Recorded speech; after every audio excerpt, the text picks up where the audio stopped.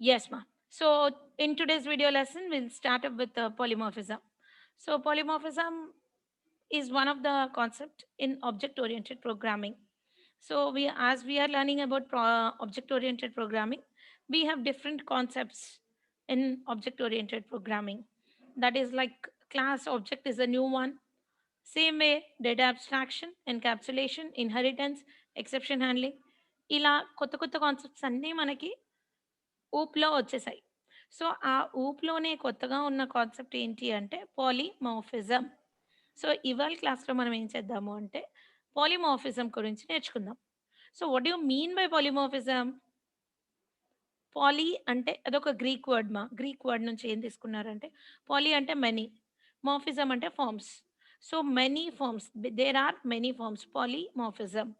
So, దాన్ని మనం ఇక్కడ ఎక్కడ యూజ్ చేసాము అంటే as we have learned in the last 2, 3 క్లాసెస్‌లో ఏం నేర్చుకున్నాము? We have function overloading, operator overloading as well ma'am మీ వాయిస్ రావట్లేదు మ్యామ్. ఫంక్షన్ ఓవర్‌లోడింగ్‌లో ఏం రాసాము? ప్రతి ఫంక్షన్ సేమ్ డిస్‌ప్లే కానీ, యాడ్ కానీ ఏదైనా ఒక ఫంక్షన్ రాసుకుంటే, ఫంక్షన్ రాసేసి దాంతో పాటు కొన్ని మెంబర్స్‌ని, పారామీటర్స్‌ని రాసుకున్నాం. సో, అలా రాసుకున్నది మనకి ఇవాల్యుయేట్ చేసేటప్పుడు అంటే when we go for an execution ఏం చేయాలి? మ్యామ్ వాయిస్ రావడం లేదు మ్యామ్. రన్ టైమ్‌లో వాటిని ఇవాల్యుయేట్ అవుతుంది. ఎలా ఇవాల్యుయేట్ అవుతుంది అంటే based on the parameters either in the number of parameters or in the number type of parameters. Parameter నెంబర్‌లో కానీ, టైప్‌లో కానీ డిఫరెన్స్ వచ్చి దాన్ని బట్టి మనకి ఏది డిఫర్ అవుతుంది. Yeah! Am I not clear to everyone? Sai, Sahana, am I clear?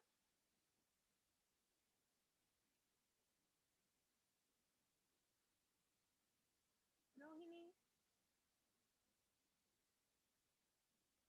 Voice is not coming.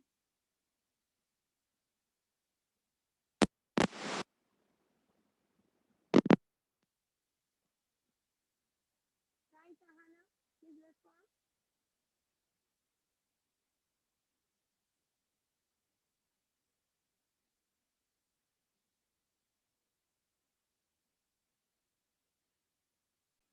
Right.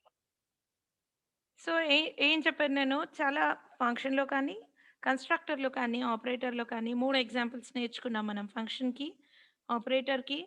Operator కూడా ఏం చేసాము, ప్లస్ అనేది ఓన్లీ ఇంటిజర్స్‌కి కాకుండా, ఆ ప్లస్‌ని కాంప్లెక్స్ నంబర్స్‌ని అడిషన్ చేయడానికి కూడా రాసాము. సేమ్ వే కన్‌స్ట్రక్టర్‌లో కూడా పారామీటర్స్ మారినప్పుడు ఓవర్‌లోడ్ జరుగుతుంది. సో, ఇలా జరిగేదాన్ని పాలిమార్ఫిజం అంటాం. So, will just do one thing today. In polymorphism, we have two types of polymorphism. One is called static polymorphism. Another one is called dynamic polymorphism. So, two types of polymorphism. So, we have two examples. Two examples are nothing but again overloading comes here. Yes, ma. You can see here the two types of polymorphism, which we call compile time polymorphism as well runtime polymorphism. So, polymorphism in C++. So the word polymorphism means having many forms. నేను చెప్పాను కదా! ఒకటే పేరుంటుంది. కానీ చాలా forms ఉంటుంది. అది చాలా చాలా పనులు చేస్తుందనమాట దానర్థం. In simple words we can define polymorphism as the ability of a message to be displayed in more than one form. Same message వేరే వేరే ఫార్మ్స్‌లో కనబడుతుంది అని అర్థం. So, a real life example of a polymorphism, a person at the same time can have different characteristics. Uh, like I am a staff at the college, but I am a mother at home. So I am doing a two forms, right? So a person can be acting in two different ways, but the person is same. Her functionalities are different. అదే చెప్పాడు అక్కడ కూడా example కూడా ఏం చెప్తున్నాడు a person at the same time can have different characteristics like a man at the same time as a father, husband or an employee. అతనికి మూడు పనులు కూడా ఉన్నాయి. He can be a father, husband, as well he is an employee, but he is a single person. So he has three functionalities. మూడు పనులు ఉన్నాయా అని మూడు రకాలుగా పనిచేయాలి, right? So the same person possess different behavior in different situations. Depending on the situation he has to work. Office పని చేస్తున్నప్పుడు office లాగా ఉండాలి, లేదా ఇంట్లో ఉంటే ఇంట్లో లాగా ఉండాలి. So this is called polymorphism.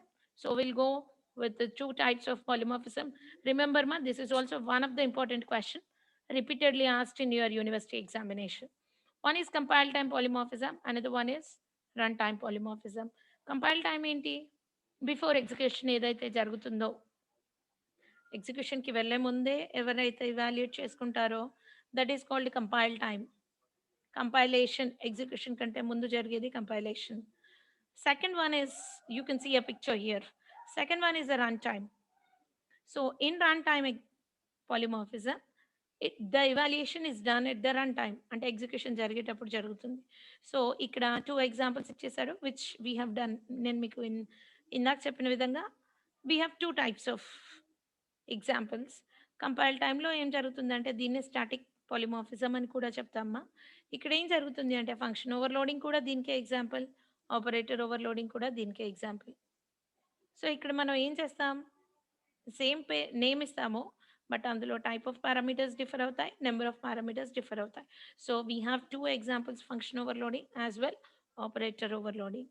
Remember మా, దీన్ని సపరేట్ క్వశ్చన్గా కూడా అడగొచ్చు, లేదా ఈ అన్నిటిని కలిపి ఇప్పుడు మీకు ఈ పిక్చర్ ఏదైతే ఉందో, నేను ఇవాళ ఏదైతే టాపిక్ చెప్తున్నానో దాన్ని ఒక్కటే సపరేట్ క్వశ్చన్గా కూడా అడగొచ్చు. లేదా ఇక్కడ మీకు ఇంకో సెకండ్ పార్ట్లో కనబడుతుంది వర్చువల్ ఫంక్షన్స్ అని. ఆ వర్చువల్ ఫంక్షన్స్ అనేది కూడా ఒక కాన్సెప్ట్ లాగా అడగొచ్చు. Explain what is the use of virtual function అని అంటారు. Okay, so you can say virtual functions are used for dynamic polymorphism. They are evaluated at the runtime. So అక్కడ ఏం లేదు, simply we'll write virtual in front of the function name.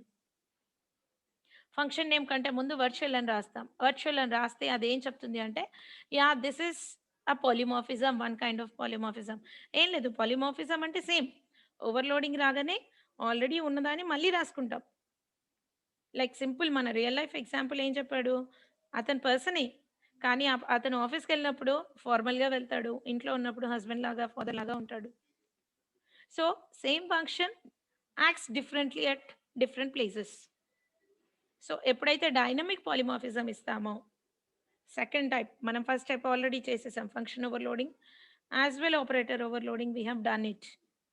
అది compile టైంలోనే చెప్పేసుకుంటుంది. ఎప్పుడైతే నువ్వు object create చేస్తున్నావో అప్పుడు నువ్వు ఎలాంటి పారామీటర్స్ ఇస్తావో దాన్ని బట్టి నీకు ఓవర్లోడ్ చేసేస్తుంది.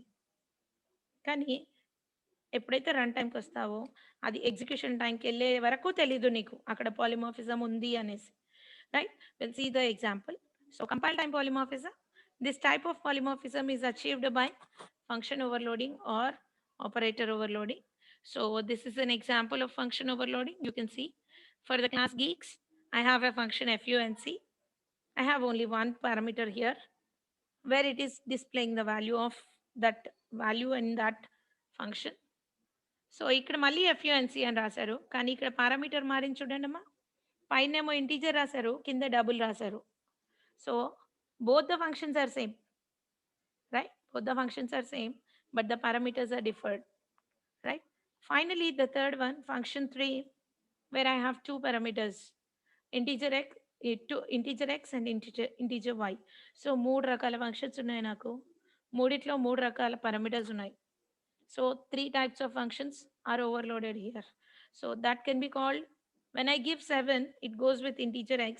When I give 9.132 function call, in function call, it goes for second function.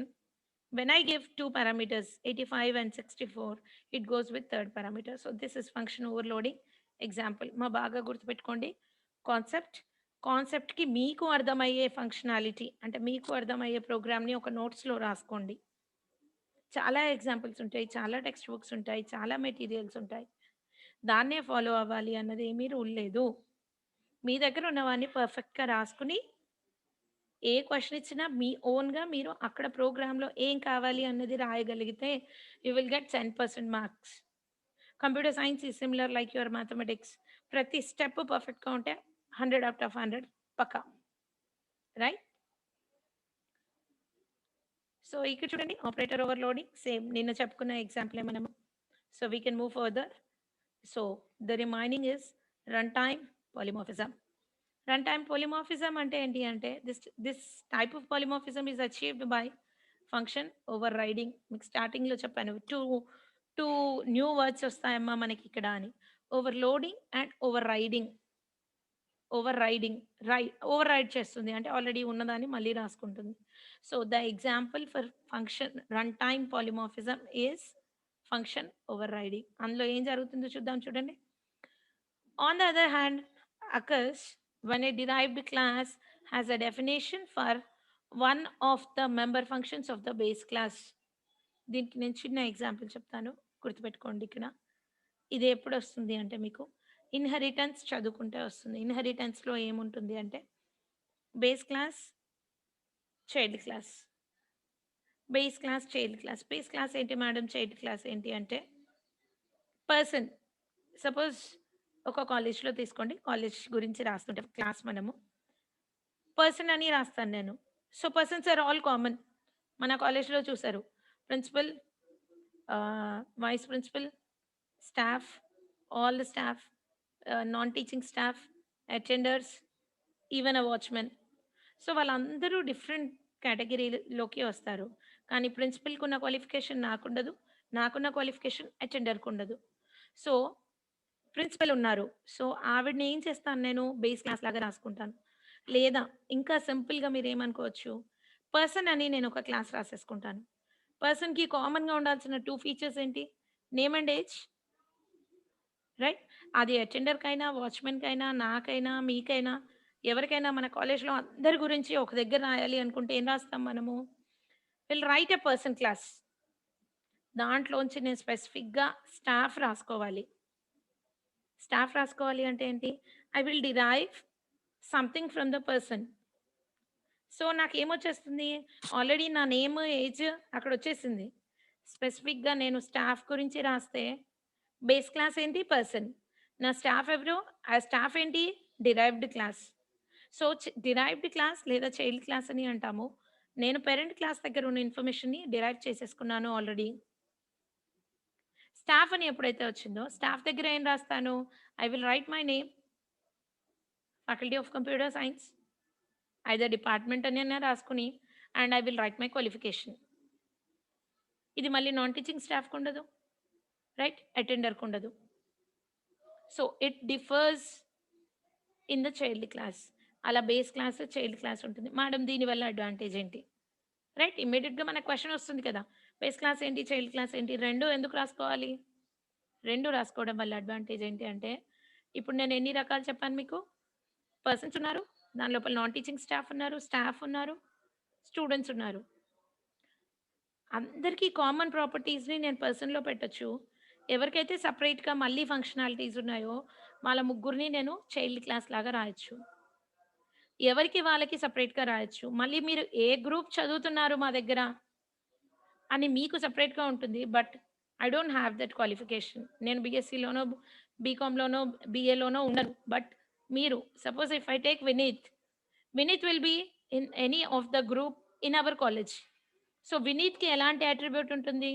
వినీత్‌కి ఎలాంటి అట్రిబ్యూట్ ఉంటుంది? Definitely he belongs to any one of the group in our college. Versus if I take my class నా గురించి నేను మాట్లాడితే, నాకు employee ID ఉంటుంది. అది మీకెవరికైనా ఉంటుందా? ఉండదు. నాకు క్వాలిఫికేషన్ ఉంటుంది. ఎక్స్‌పీరియన్స్ ఉంటుంది. So, that is all my features. So, ఇక్కడ మనం బాగా గుర్తుపెట్టుకోవాల్సిన అడ్వాంటేజ్ ఏంటంటే, కామన్‌గా ఉన్న ఫీచర్‌ని పేరెంట్ దగ్గర పెట్టేసాము. దాన్ని తెచ్చి మన ముగ్గురం వాడుకోవచ్చు. నాన్ టీచింగ్ వాళ్ళైనా, నేనైనా, స్టూడెంట్స్ అయినా వాడుకోవచ్చు. రైట్? అది బేస్ క్లాస్, డిరైవ్డ్ క్లాస్‌కి ఉన్న డిఫరెన్స్. తర్వాత ఇక్కడ మనం ఏం నేర్చుకోవాలి అంటే, ఎప్పుడైతే బేస్ క్లాస్‌లో ఒక ఫంక్షన్ రాస్తానో, ఆ ఫంక్షన్‌ని బేస్ క్లాస్ ఏంటి? ఇప్పుడు నేను పర్సన్ అని చెప్పుకున్నాను. స్టాఫ్ అనేది డిరైవ్డ్ క్లాస్ అని చెప్పుకున్నాను. నా దగ్గరికొచ్చేసరికి నేను ఆల్రెడీ ఉన్న బేస్ క్లాస్‌లో ఒక మెంబర్ ఫంక్షన్ ఉంటుంది. దాన్ని నేను మళ్ళీ రాసుకుంటాను. So, that is called function over riding. Base క్లాస్‌లో ఉన్న వాళ్ళని తెచ్చుకొని, డిరైవ్డ్ క్లాస్ వాళ్ళు మళ్ళీ రాసుకుంటే వాళ్ళకి నచ్చినట్టుగా రాసుకుంటే, that is called function overriding. అప్పుడేమవుతుంది? యాక్సెస్ చేసేటప్పుడు ఎవరిని తెచ్చుకోవాలి మళ్ళీ తెలీదు కదా! మెయిన్‌లోకెళ్ళి ఆబ్జెక్ట్ క్రియేట్ చేసుకున్నప్పుడు. స్టాఫ్‌లోకి చైల్డ్ క్లాస్‌లో ఉన్నది వాడాలా? పేరెంట్ దగ్గర ఉన్నది వాడాలా? తెలీదు. Yes or no? సో, అప్పుడు మనకేమొస్తుంది అంటే వర్చువల్ అనే కాన్సెప్ట్ ఒస్తుంది. వర్చువల్ అనే ఒక వర్డ్‌ని పెట్టుకుంటాను. ఆ వర్చువల్ ఏం చేస్తుంది అంటే, నువ్వు పేరెంట్‌వా, చైల్డ్‌వా, ఎవరి దగ్గర ఉన్న మెథడ్ అన్నది డిఫరెన్షియేట్ చేస్తుంది. Okay. Let's see an example quickly. So, function overriding చూడండి. ఇది మన as usual we write for inclusion of header files. So, go with the base class. అక్కడ ఏం రాసాను నేను? చూడండమ్మా. I'm writing a base class in public. I have a function called. Am I audible to all of you? Yes, ma'am. Yeah. So, ఇక్కడ base క్లాస్‌లో చూడండి. Print అని ఒక ఫంక్షన్ రాసాను నేను. Member function. ఓకే. ఈ వర్చువల్ అన్నది మర్చిపోండి ప్రస్తుతానికి ఇక్కడ. ఈ వర్చువల్ అన్నది లేకుంటే ఇదైతే మీకు మనకందరికీ తెలుసు కదా! Return type, function name. దాని లోపల ఏం చేయాలి అని చెప్పాను నేను సీఅవుట్ రాసి. ఏం చేయాలని చెప్తున్నాను? Print base class. సో, ఈ ఫంక్షన్ నాకు ఈ మెంబర్ ఫంక్షన్ నాకు తెలుసు. ఏం చేయాలి అని చెప్పుకున్నాను. తర్వాత ఏం రాసాను? నేను ఇంకో ఫంక్షన్ రాసుకున్నాను. Void show cout show base class. Base class గురించి మాట్లాడుతున్నాను నేను. 2 ఫంక్షన్స్ రాసుకున్నాను. ఏంటేంటి? ఒకటి ప్రింట్, ఒకటి షో. 2 మెంబర్ ఫంక్షన్స్ రాసుకున్నాను. తర్వాత కమ్ డౌన్. ఇక్కడ ఏం చేశాను? డిరైవ్డ్. ఇది ఇన్‌హెరిట్ చేస్తుందమ్మా. బేస్ క్లాస్‌లోంచి ఉన్న వాల్యూస్‌ని తెచ్చుకుంటుంది. ఇన్‌హెరిట్ చేసినప్పుడు ఏముంటుంది? క్లాస్ డిరైవ్డ్ అంటే కొత్త క్లాస్ ఇది. సో, కొత్త క్లాస్‌ని ఎక్కడి నుంచి తెచ్చుకోవాలి? బేస్ క్లాస్ నుంచి తెచ్చుకోవాలి.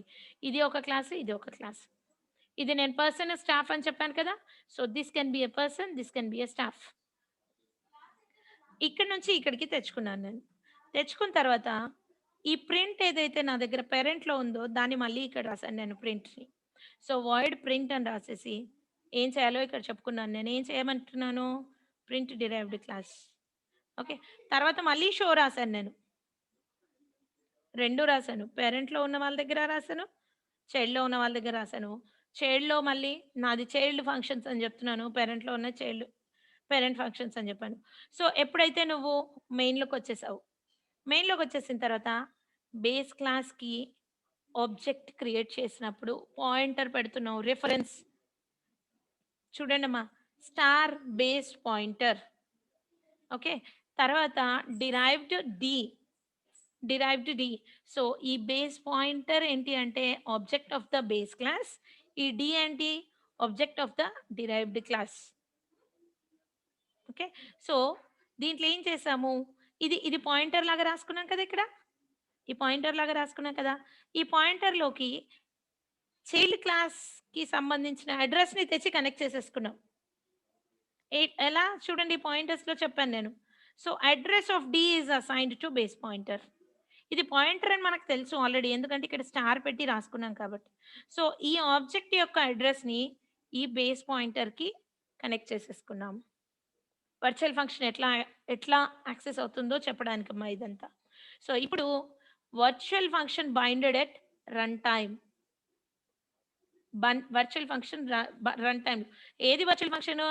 ఇక్కడ రాసిన ప్రింట్ వర్చువల్ ఫంక్షన్. ఎందుకంటే ఈ ప్రింట్‌ని నేను మళ్ళీ చైల్డ్ క్లాస్‌లో కూడా రాసుకున్నాను. సో, నేనేం చెప్తున్నాను? దీన్ని నేను ఓవర్ రైడ్ చేస్తున్నాను. కాబట్టి పేరెంట్ క్లాస్‌లో చెప్పేస్తున్నాను. యాహ్! నేను నీ దగ్గర ఉన్న దాన్ని నేను మళ్ళీ ఓవర్ రైడ్ చేస్తున్నాను. రైట్? కాబట్టి నువ్వు వర్చువల్ అని పెట్టుకో. సో, నేను పాయింటర్ కనెక్ట్ చేసుకుంటాను దానికి. సో, పాయింటర్ కనెక్ట్ చేసుకోవడం వల్ల బేస్ పాయింటర్ నుంచి ప్రింట్‌ని యాక్సెస్ చేస్తున్నాను. సో, అదేం చేసింది? బేస్ పాయింటరు ప్రింట్‌ని కనెక్ట్ చేసుకుంటే ఏం డిరైవ్ చేస్తుంది చూడండి. It is derived class. Virtual క్లాస్‌లోకి వెళ్ళట్లేదు. వర్చువల్ క్లాస్‌లో ఉంటే ఇట్ ప్రింట్స్ బేస్ క్లాస్. కానీ నేను ఆ బేస్ పాయింటర్‌ని నా చైల్డ్ క్లాస్‌కి కనెక్ట్ చేసుకున్నాను కాబట్టి it prints derived class. Derived క్లాస్‌ని ఇస్తుంది. ఇక్కడ నార్మల్‌గా బేస్ పాయింటర్‌ని షోకే కనెక్ట్ చేసుకున్నాను. ఇక్కడ వర్చువల్ ఉంది కాబట్టి ఇది డిరైవ్డ్ క్లాస్‌కొచ్చింది. కానీ ఇక్కడ వర్చువల్ లేదు. షోకి వర్చువల్ అన్నది యూజ్ చేయట్లేదు. So, non virtual function binded at compile time. Compile టైమ్‌లోనే తెలిసిపోతుంది. కంపైల్ టైమ్‌లోనే ఏం చేస్తుంది? షో ఎక్కడొచ్చేసింది మనకి? షో కాల్ చేయగానే ఇక్కడే ఉంది నాకు. స్టార్టింగ్‌లోనే. బేస్ క్లాస్‌లోనే ఉంది. ఎప్పుడు కూడా బేస్ క్లాస్‌లో ఉన్న వాళ్ళనే తీసేసుకుంటాం మనం ఫస్ట్. ప్రియారిటీ ఎప్పుడు బేస్ క్లాస్ అంటే పెద్దది కదా! వాళ్ళనే తీసేసుకుంటాం. సో, వాళ్ళని తీసుకొచ్చి నేను ప్రింట్ చేసేసుకుంటాను. సో, ఇదేమో షో బేస్ క్లాస్ అంటుంది. కానీ అక్కడేం చెప్పాను? నేను వర్చువల్. అంటే నేను ఉన్నా లేకపోయినా take the child classes function అని చెప్తున్నాను. నా ఫంక్షన్ ఓవర్ రైడ్ అయ్యింది. సో, ఓవర్ రైడ్ అయ్యింది ఏంటి అంటే, ఉన్న దాని మీద మళ్ళీ ఇంకోటి రాస్తున్నట్టు. సో, ఇది కాదు కదమ్మా పని చేయాల్సింది. ఇది. ఇదేం చెప్తుంది? ఈ కింద ఉన్న ఫంక్షన్ ఫస్ట్. యాక్చువల్లీ ఇది బేస్ క్లాస్. ఇదేం చెప్తుంది? నేను వర్చువల్. నా తర్వాత ఇంకెవరైనా రావచ్చు అని చెప్తుంది. సో, ఇంకొకరొచ్చారు ప్రింట్‌కి. సో, ఇది వర్చువల్ ఫంక్షన్ కాబట్టి ఇదెప్పుడు పనిచేయదు. వర్చువల్ ఫంక్షన్ ఆగిపోతుంది. ఎవరైతే పైన ఓవర్ రైడ్ చేస్తారో, ఇక్కడ ప్రింట్ ఓవర్ రైడ్ చేసింది కదా! చైల్డ్ క్లాస్‌లో ఉన్న ప్రింట్. ఈ ఓవర్ రైడ్ చేసిన వాళ్ళు దాన్ని టేక్ ఓవర్ చేసేసుకుంటారు. వాళ్ళకి మాత్రమే యాక్సెస్ ఉంటుంది. సో, వాళ్ళే ప్రింట్ అవుతారు. అదే మనకి అవుట్‌పుట్‌లో వస్తుంది చూడండమ్మా. So, print derived class. Derived క్లాస్‌ని ప్రింట్ చేస్తున్నాము. కానీ ఇక్కడేమవుతుంది? ఎప్పుడైతే షో అనే మెంబర్ ఫంక్షన్ ఉందో నీ దగ్గర, షో అనే మెంబర్ ఫంక్షన్‌లో నువ్వేమి వర్చువల్ ఇవ్వట్లేదు. కంపైల్ టైమ్‌లోనే ఇది చెప్పేస్తుంది. నీ దగ్గర 2 ఫంక్షన్స్ ఉన్నాయి. షో అనే మెంబర్ ఫంక్షన్స్. బేస్ క్లాస్‌లో ఉంది. యాస్ వెల్ డిరైవ్డ్ క్లాస్‌లో ఉంది. కానీ నీకు బేస్ క్లాస్‌లో ఉన్న వాటిని కంపైల్ టైమ్‌లోనే బైండ్ చేసేసుకుంటుందది. షో క్లాస్‌ని షో అనే మెథడ్‌ని ఇన్వోక్ చేసాం. ఎక్కడి నుంచి తెచ్చుకోవాలి ఈ డేటా? బేస్ క్లాస్‌లోంచి. సో, తెచ్చుకొని దాన్ని ప్రింట్ చేసేసేయి. కానీ తర్వాతేంటి? ఆ ప్రింట్ మెథడ్‌ని ఏం చేశాను నేను? ఓవర్ రైడ్ చేశా. సో, ఫస్ట్ ఉన్న ప్రింట్ కింద ఏదైతే ప్రింట్ ఉందో అది హైడ్ అయిపోతుంది. పైన ఎవరైతే ఓవర్ రైడ్ చేస్తారో ఆల్రెడీ ఒక గీత గీసామా, ఆ గీత మీదకించి ఇంకో పెద్ద గీత గీసామనుకోండి, పాత గీత ఏమవుతుంది? కనబడదు. సో, పాత గీతని నేను ఓవర్ రైడ్ చేశా. ఆ ఓవర్ రైడ్ చేయడానికి ఆ పాత గీత ఏం చెప్తుందంటే, నేను వర్చువల్ ఫంక్షన్‌ని అని చెప్తుంది. నా తర్వాత నన్నెవరైనా రాసుకోవచ్చు. ఎవరు రాసుకుంటారో వాళ్ళని నేను యాక్సెస్ చేసుకోవచ్చు. ఎలా యాక్సెస్ చేసుకోవచ్చు? పాయింటర్ పెట్టుకొని యాక్సెస్ చేసుకోవచ్చు అని చెప్తుంది. So, this is run time polymorphism. దీన్ని చాలా సార్లు రిపీటెడ్ క్వెషన్ వచ్చే అవకాశం ఉందమ్మా. You write it in an assignment also. Run time polymorphism లేదా what is the use of virtual లేదా where do you use virtual function? ఇలా అడిగే అవకాశం చాలా ఉన్నాయి. So, you take this as an assignment question. Right? Any doubts?